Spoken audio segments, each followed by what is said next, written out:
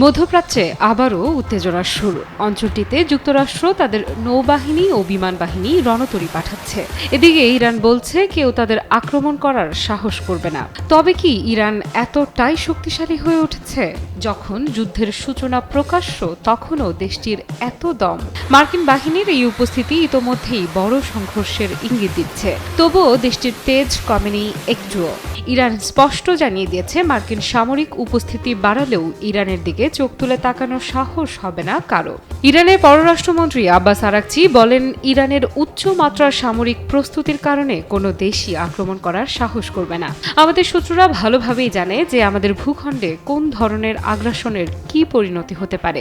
তিনি আরও বলেন, এই প্রস্তুতি প্রতিরোধ হিসেবে কাজ করছে, যা নিশ্চিত করে যে কেউ ইরানের সীমান্ত লঙ্ঘন করার ক্ষমতা বা সাহস রাখে না।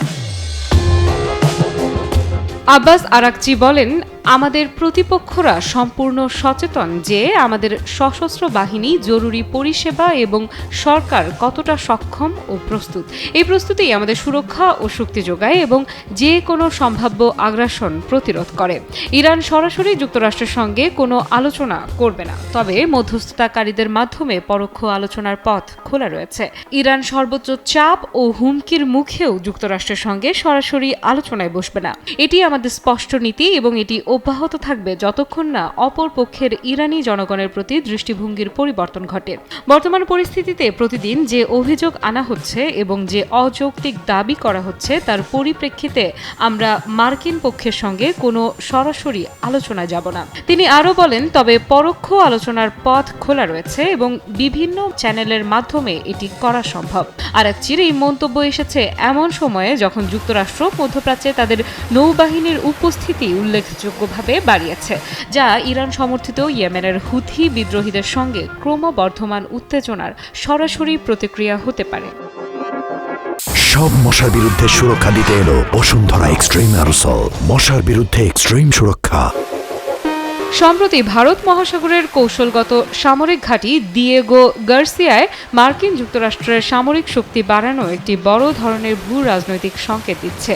মধ্যপ্রাচ্যে চলমান অস্থিরতার মধ্যে হঠাৎ এই সামরিক মোতায়েন ইরান ও যুক্তরাষ্ট্রের মধ্যে চলমান উত্তেজনাকে নতুন মাত্রা দিয়েছে, বিশেষ করে যখন ওয়াশিংটন ইরানের বিরুদ্ধে কঠোর হুঁশিয়ারি দিচ্ছে এবং ইয়েমেনের হুথি বিদ্রোহীদের বিরুদ্ধে লাগাতার বোমা হামলা চালাচ্ছে।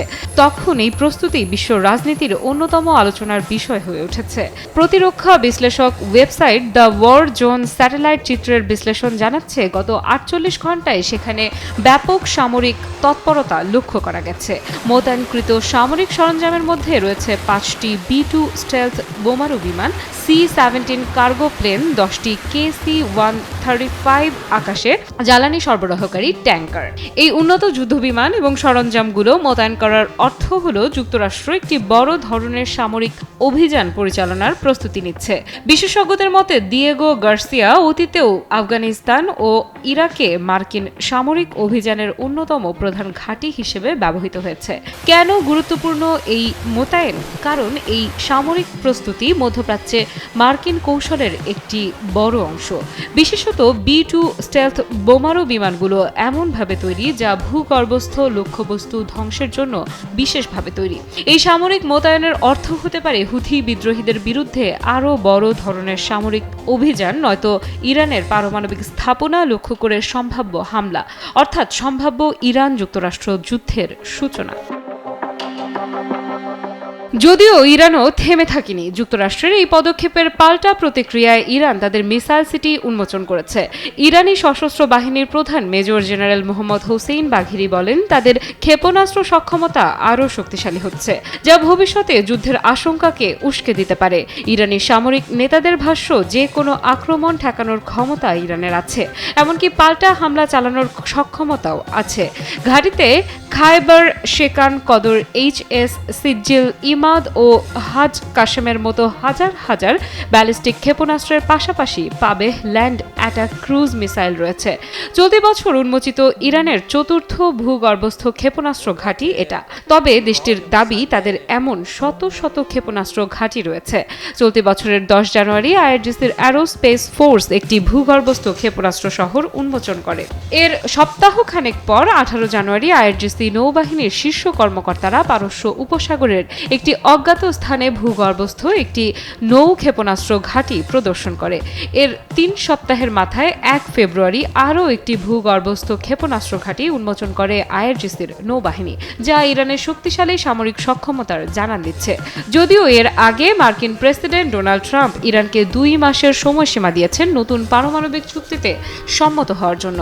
যদি ইরান এই চুক্তিতে রাজি না হয় তবে সামরিক পদক্ষেপের দিকেই এগোবেন বলে জানিয়েছেন ট্রাম্প। কূটনৈতিকভাবে যুক্তরাষ্ট্র বলছে তারা আলোচনার মাধ্যমে সমস্যার সমাধানের পক্ষে, কিন্তু সামরিক ঘাঁটিতে বিশাল অস্ত্র মোতায়েনের ঘটনা স্পষ্টতই ইঙ্গিত দিচ্ছে যে আলোচনা ব্যর্থ হলে পরিস্থিতি সংঘাতের দিকে যেতে পারে, যার পরিপূর্ণ প্রস্তুতিতে ব্যস্ত 2 অসম রাষ্ট্র, বিশ্ব মোড়ল মার্কিন যুক্তরাষ্ট্র ও পারস্য উপসাগরীয় এক রক্ষা দেশ ইরান।